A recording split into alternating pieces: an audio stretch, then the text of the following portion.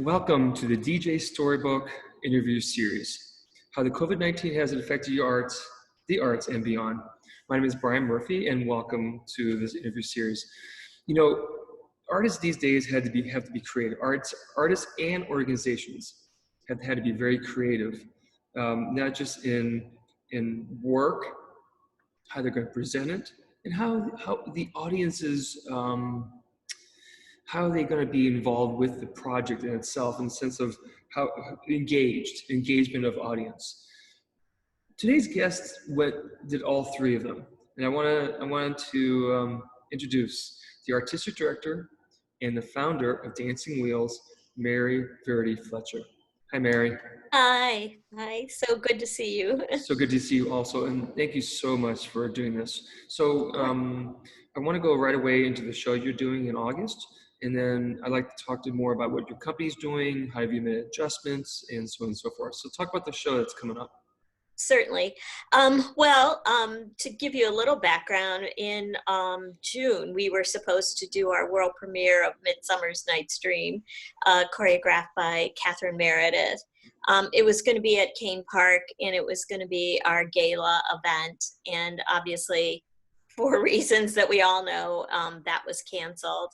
And then later it was postponed to August, but then that was canceled as well. So, from my side, I have to look at the organization as a whole, from its financial picture to its artistic quality and the work that we do educationally as well.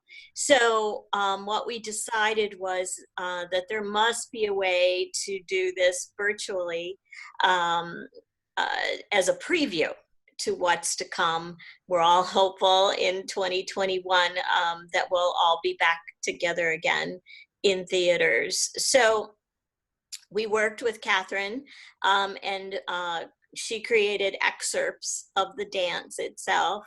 And we, of course, were very aware of our PPE responsibilities and the work that we do in the studio.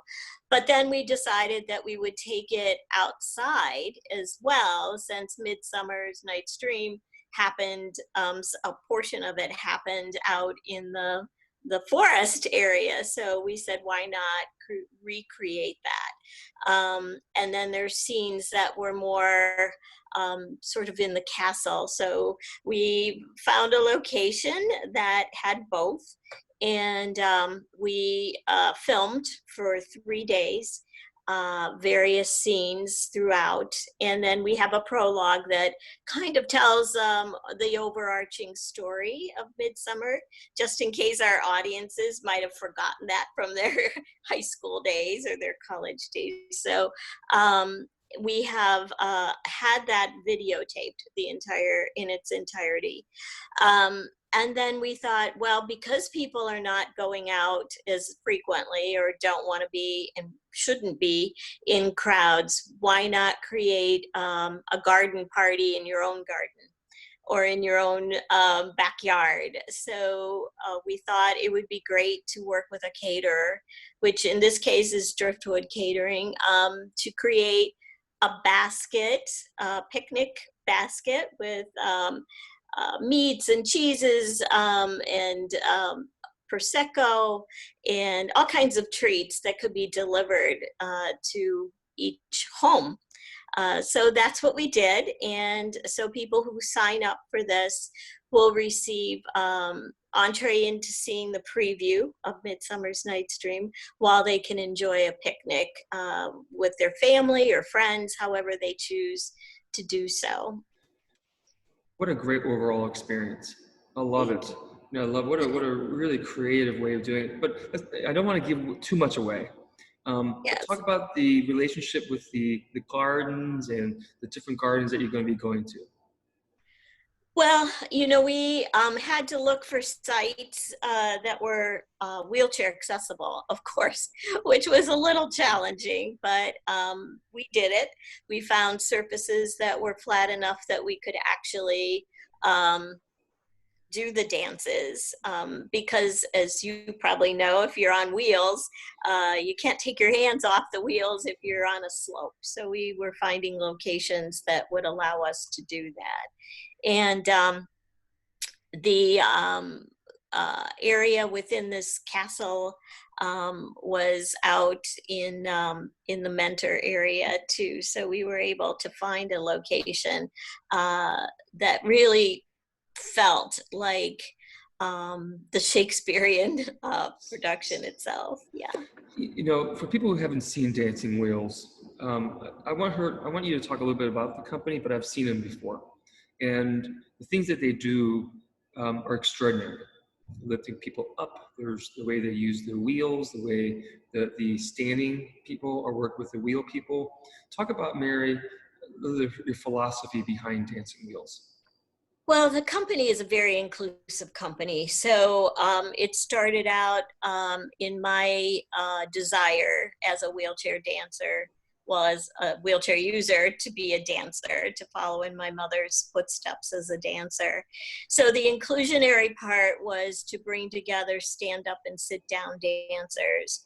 Now, over the years, we've expanded our inclusive nature in terms of ethnicity and gender and age. So it's really a well-rounded company with a vast, I would say, level of experiences from our artists. And they come from all over the country and actually in different places in the world to be in the company. So we work full-time and we have 75 works in our repertory from choreographers from all over the world.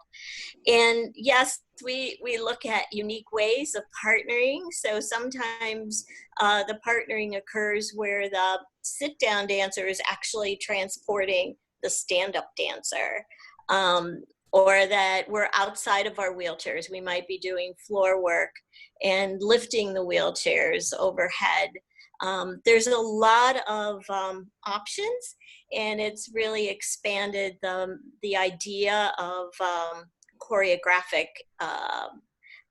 vocabulary in a lot of choreographers. So they have seen it as a vehicle to broaden their thinking in terms of what dance is and basically who should dance. I think that in years and years past, it's been a very narrow lens on what dance would be or could be, expanding that. And I feel like the work that we've done is really pushing the envelope in terms of that. I would agree. So, you know, here we are in this COVID-19 scenario, and your company's already expanded your horizons, and but obviously during this time we've had to make some adjustments, or maybe not. Have you made some minor adjustments? How have you adjusted to this situation? Yeah, well, the first, announcement when everybody was sheltered in, was startling for us because actually the day before we were out doing outreach and educational programs in a school, and suddenly everyone had to work or go home or be from home. So it took a couple of days for us to regroup, but I have some really wonderful creative dancers that also work within the organization administratively, and they captured what to do in terms of being on Zoom. So we resumed right away by doing class and rehearsals via Zoom from everyone's household. And we did that until things began to open up. Then we gradually started to space ourselves into rehearsals so that people were scheduled on an hourly basis to be in the studio so that we weren't all in the studio at the same time. Which worked effectively when we were doing, duets or trios and such. And then we, as we looked to do a bigger broader way of working together, then we spaced out the studio so it's all taped off so that the 6 feet apart or more is organized in the studio. And of course, everyone has to wear a mask, get their temperature taken, um, sanitizing before and after every time people are in and out of the studio. And of course, we're in a closed environment. We do have a school, but all of our classes to our students are currently virtual. So no one really enters our space except for the immediate dance company and a couple of staff that are in there. Some of the staff has worked off-site, but pretty much their work is either writing grants or developing some marketing tools. So it's very easy for us to be able to navigate that way. We meet on Zoom once a week as a staff. And for me, some of us have other issues, medical issues that we have to be very careful on. So, I'm kind of in and out of the space and really make sure that all safety precautions are taken. But we're still moving forward, and no one, thank God, at this point has had to be laid off. So we're continuing our work. We received major funding from the National Endowment for the Arts, one of very few organizations in Ohio that did receive it. So we continue to work on that basis. Our unfortunate. Go ahead. I'm sorry. Go ahead. Sorry. Go ahead. No, our unfortunate side is our earned income, of course. We're a touring company, and we had lost a tremendous amount of touring funding that was confirmed last season. And so right now we're working with our artist representative, our agent, if you will, to work with presenters to provide temporary virtual programming as well. Well, I believe that leadership is important in this time. And you've obviously, this company, I'm over 30 years, right? How long have you been? How 40 long? years. 40, We're in oh, our sorry. 40th. Wow. So because of that, I think you can probably go through pretty much any storm. This is just another storm that you're getting through, and your company's Yeah. intact, and you have a good team. And those are the things that are important in this time, to see each other as a team.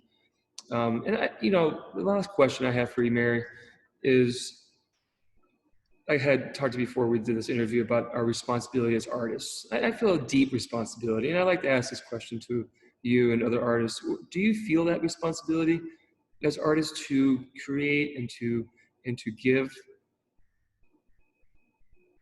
Yes. I feel like it's a responsibility in each of us, um, not only as an artist, but beyond our artistry, to give service. I think that our art should help uplift people, bring their spirits higher at a time where most people are feeling pretty low, and sometimes it's hard for us because we're in the same boat, if you will. So to uplift other people sometimes is a healing process for that you're doing something, so that helps heal your spirit as well. So and for me, I really want to engage our dancers, to keep them active, to keep them feeling that their work is going towards something important, and that's pretty much what's our driving force. Oh, I can't hear you. Let's see. I'm sorry, there I am. So There. I think this is a good place to finish. And your show that you're doing here in the next couple of weeks is exemplifies your company about being creative, about reaching beyond. You're going out your boundaries, and you're getting the engagement of an audience. And those are the things that we all need, all of us need, you know. Yeah. Yeah, so let me just one more time, if you watch this whole interview, there'll be a link to the show when you watch this, but it's on Friday, August 21st and 22nd. And make sure you go through the link and please sign up for it, support these artists, support this company. They've done a lot of work. And when audiences come see an artist, we feel it too. The energy is with us, with you. So Yes. yes. So this is Mary Verdi Fletcher. She's the artistic director and founder of Dancing Wheels out of Cleveland, Ohio. Mary, thank you so much for your time today. Oh, thank you, Brian. Have a wonderful day. Thank you so much. You also, okay? And we'll talk soon, okay? Okay, Bye-bye. bye-bye.